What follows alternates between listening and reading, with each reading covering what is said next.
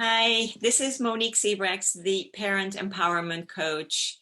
It's all about parents feeling confident, capable, and loving so they can empower their children. And today we are interviewing another couple, remarkable parents, and we will start asking what remarkable is.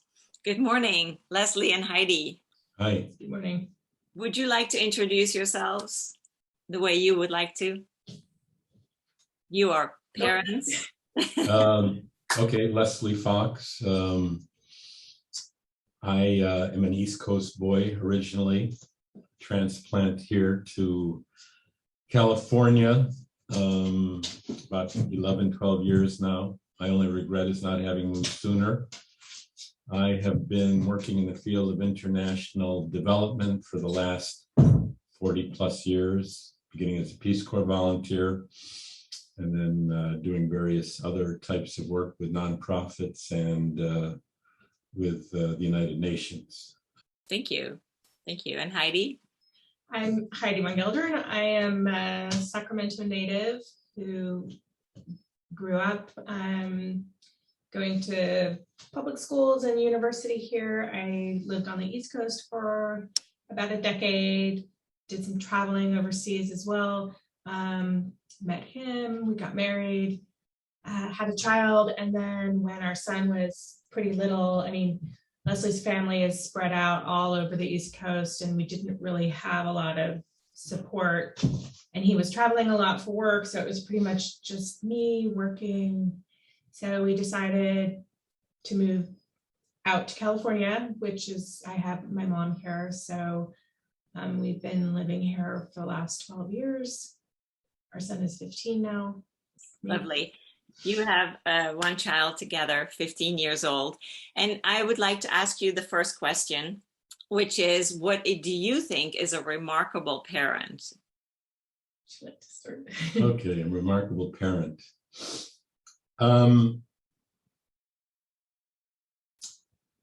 Well, for me, the job of a parent is to launch my kid into the world, trying to give him opportunities to see what he likes, what he doesn't like, letting him pursue interests that I may not have, been totally on board with, but, if that's what he wants to do and it's not hurting him, then so much better. Trust in his judgment. Now, that's an evolving kind of what would you call it? A trait, I guess, that you build up over time, and hopefully you lay the groundwork early, and their ability to think through issues evolves as they grow and develop and are exposed to new things. We're a very, I used to call myself a liberal, then a flaming liberal, and then a progressive, I guess I've evolved into, and diversity and, believing in the worth and value of other people and public service have kind of been part of our environment here. And he's grown up with those values. Some he questions. He certainly doesn't take everything without questioning it, but generally he's in kind of, an open, inclusive place, both in ideas and people. So yeah, that's kind of how I have done it with him. As I mentioned earlier before, this is number 3. And I'm much This is your third child. Yes. Yeah. And, I was much better positioned to be a father and a parent and an adult with a child. And so lessons learned along the way, and also making the time to be a good parent, being engaged has been, I think, a difference maker. You got to be there. you got to show up every day and let him be who he's going to be. That's lovely. So basically you say that it is important for you to follow the child's interests and ideas as you are creating the world for yourself, but being inclusive. That's beautiful. Heidi, what would you say is a remarkable parent? Well, it sort of connects to what Leslie was saying, and that I think the ability to adapt to how your child is changing or evolving. I think like before he was born, you have some ideas about how you think things might go, and then, but they are, even as a baby, they're their own person, and maybe what you thought would work doesn't work. And I think you should be able to feel free to throw out, ideas that you thought would work. Maybe certain types of discipline doesn't work with your kid. Maybe it works with another kid, but, to just try things out. And because they are their own, they're becoming their own person, and you can't, like they have likes and they have pursuits that they want to try that maybe you're kind of like, I don't really see that, but you have to be free and let them pursue things and discover who they are as a person. And I would say creating a safe space at home to allow them to come home and to, they can vent their frustrations and they can have their meltdowns when they need to have them. And they know that they're home and they can do that freely. Yeah, I remember my sister telling me that her daughter would come home and would complain about the hair of the teacher, the way the teacher had her hair, and would go on and on. And my sister was like, this is the safe space. They can be whoever they want to be and let it out in whatever way she sees it's necessary. Sometimes, they really, especially when they're younger, I think they force themselves to keep it together all day at school. Yes. And the minute they get in the car, they walk in the door. That's it. They just, it is hard. They can be hard. I would just add one more thing. And Heidi mentioned discipline, but not disciplinary. No. Being a disciplinarian, but rather the world is chaotic. Yes. And especially for these kids today, I mean, my goodness. So it's not a question, it's kind of trying to get them to be in a situation where they're somewhat organized so they can bring some degree of order out of all the stimuli that is out there. And I mean, they're going to school for 12 years plus whatever. There needs to be some degree of self-discipline and focus. And, we try, we win some, we lose some, but, he is evolving into a self-directed, self-disciplined young man. Yeah. And I just think that's important. The safe space, but also, we won't even get into electronics right now because that's a whole other thing. But, no. That it's okay to fail. I think, we all humans, we fail at things all the time, and that's okay. And our son he's I would say a pretty competitive person. He has very high expectations of himself at times. And, there are going to be times when he's not going to meet whatever he thought he should be at. And That's okay. We try to encourage him to just keep things in perspective and to refocus and move forward. And so you have been called remarkable parents. That is how I ended up with you. So can you give us a practical example of why you are called a remarkable parent couple?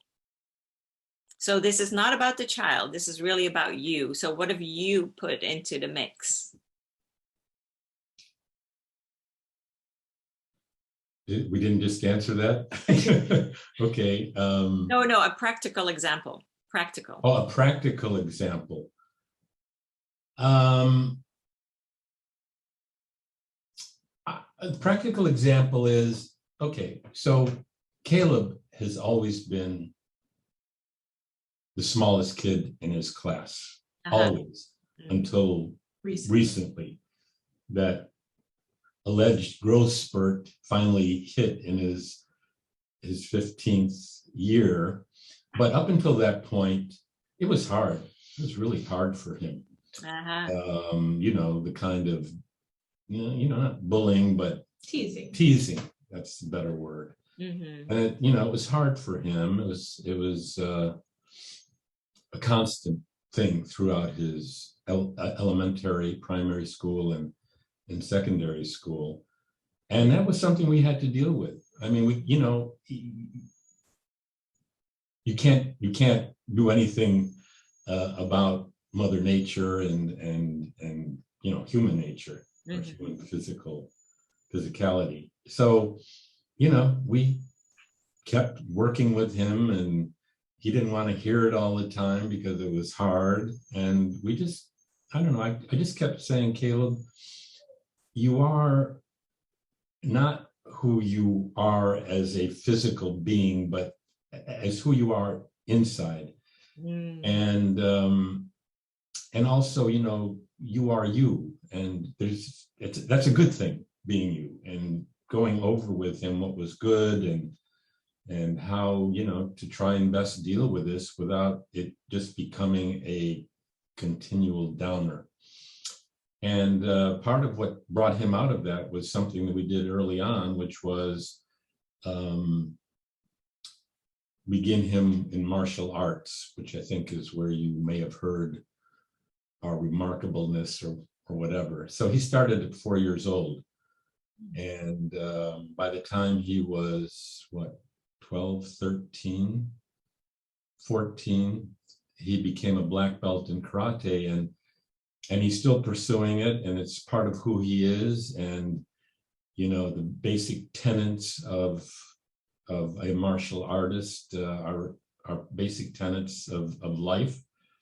And I just think that whole process, having found by accident kind of something that outside of us, outside of school, gave him his own place in the world and his own self-worth and realization. I think, that to me is a practical working through a life issue with him.